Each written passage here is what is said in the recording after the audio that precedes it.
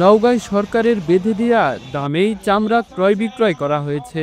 ইতিমধ্যেই তা সংরক্ষণ করেছেন ব্যবসায়ীরা। অপরদিকে সঠিক নিয়মে চামড়া সংরক্ষণের লক্ষ্যে সরকারের পক্ষ থেকে ৭৪ টন লবণ বিনামূল্যে বিতরণ করা হয়েছে। চামড়া লবণ মাত্রার সাথে দিয়েছে সরকার। এই লবণটা যদি ব্যবসায়ীদের মধ্যে দিত, আরও বাংলাদেশ চামড়াগুলো নষ্ট হতো না, উপকার হতো আর কি। আমরা না দিচ্ছে না দিক, আমরা তারপরও চামড়া কিনা দেশের সম্পদকে আমরা বাঁচিয়ে রাখবো। একই সাথে জেলার প্রায় ৬ কোটি টাকার চামড়ার বাণিজ্য হয়েছে বলে জানিয়েছেন জেলা প্রশাসক মোহাম্মদ আব্দুল আওয়াল। আমার বিশ্বাস আমাদের ৬টা বড় বড় মাদ্রাসা এবার প্রসেসিং করবে।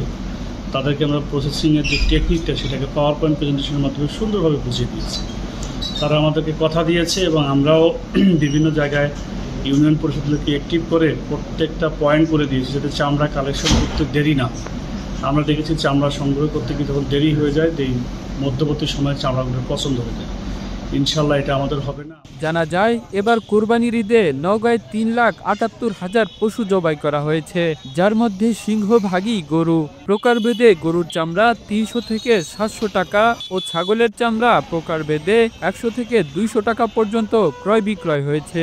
তবে গরুর ল্যাম্পি স্কিন রোগে আক্রান্ত চামড়াগুলোর দাম একেবারেই নেই। আমরা যেরকম আশা করেছিলাম সবচেয়ে বড় সমস্যা হচ্ছে এবার আমাদের ল্যাম্পি স্কিন। মোটামুটি 20 থেকে 30% মালে ল্যাম্পি স্কিন দেখা যাচ্ছে।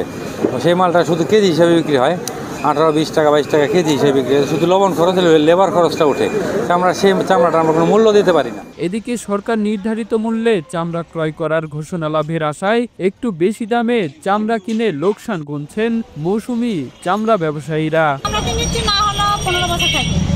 ঠিক তখন একটু ব্যবসা বাণিজ্য একটু ঢিলঢাল গেছে, তাও একটু না করে হয়েছে। এইবার একটু আশা নিচ্ছি একটু ভালো যেন দাম চাই, এই জন্য আবার কেনার জন্য বেশি জোগাড় দিয়েছে।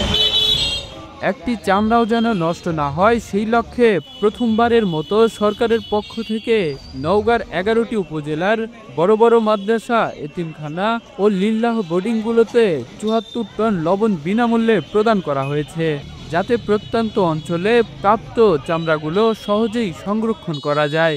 নওগাঁ চামড়া ব্যবসায়ী গ্রুপের সাধারণ সম্পাদক মোহাম্মদ আলী বলেন, তারা সরকারের বেঁধে দেয়া দামেই চামড়া ক্রয় করেছেন। তবে এবার শতকরা ২০ থেকে ৩০ ভাগ ল্যাম্পি স্কিন রোগে আক্রান্ত গরুগুলোই কোরবানি করা হয়েছে। ফলে সেই চামড়াগুলো কেজি হিসেবে কোম্পানি তাদের কাছ থেকে গড় মূল্যে ক্রয় করবেন। Kamrul Islam, the news Bangladesh, national desk.